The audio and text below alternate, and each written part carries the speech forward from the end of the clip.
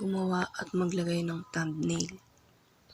So, una punta tayo sa Play Store.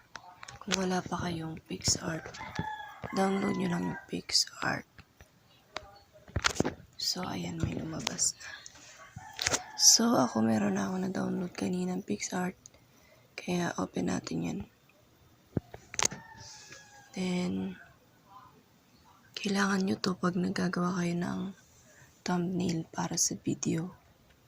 So, nakita nyo tong plus sign sa baba. Tap nyo po yan. Tapos, hanap lang kayo ng background. So, ito yung background. Tap natin yan. So, kunwari, itong pink. Tap natin. At pagkatapos ay mag-text tayo. Text.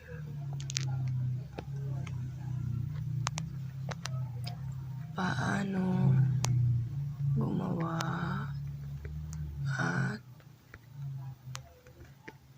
maglagay ng thumbnail. Ayan. So, kung okay na kayo dyan, tap nyo lang yung check sa taas. Ayan. So, ito pwede pa natin tong i-adjust. Pwede ganyan or liitan.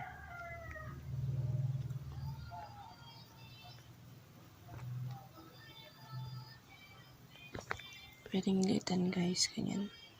Pwede nyo ring baguhin yung font nya. So, itap nyo lang yung font dito sa baba. Font. So, pwede siyang maging ganyan. Or kung ano yung gusto nyong font.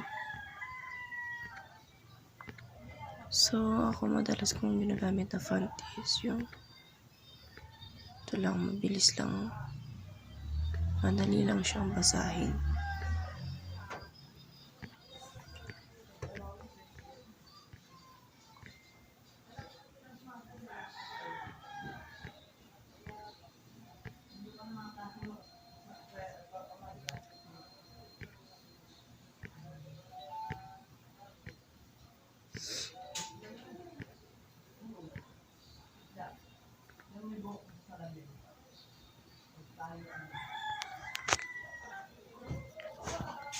So, kunwari guys, ito yung napili nyo. Ayan. Ayan, liitan natin konti. Ayan. Pwede nyo ring baguhin yung color niyan. Tap nyo lang yung color sa baba. Pwede siya maging black. Gray. Pero ako white na lang. Ayan. Ganyan na lang natin guys. Liitan ko lang konti. Then, ikilip natin dito. Tapos, lagyan natin ng picture. I-tap muna natin yung check sa taas. Ayan. Tapos, kuha tayo ng photo. I-tap natin yung add photo sa baba. Then, ayan. Loading pa siya. Wait lang. Ayan.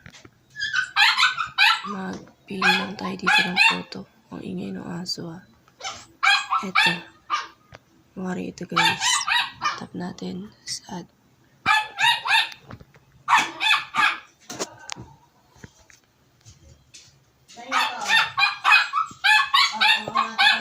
Ayan. Mawari dito natin ilagay sa side na to. Ayan.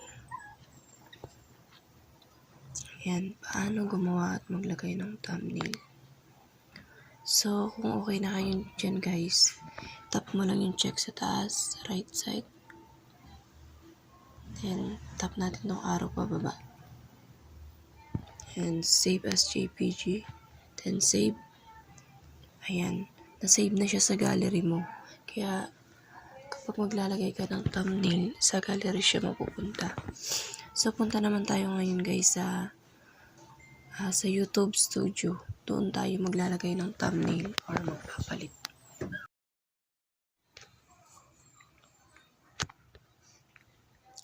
So, kung wala pa kayong YouTube Studio guys, i-download nyo yan. And ito, meron na ako. Tap natin yan. Okay, loading. Andito na tayo sa YouTube Studio ko.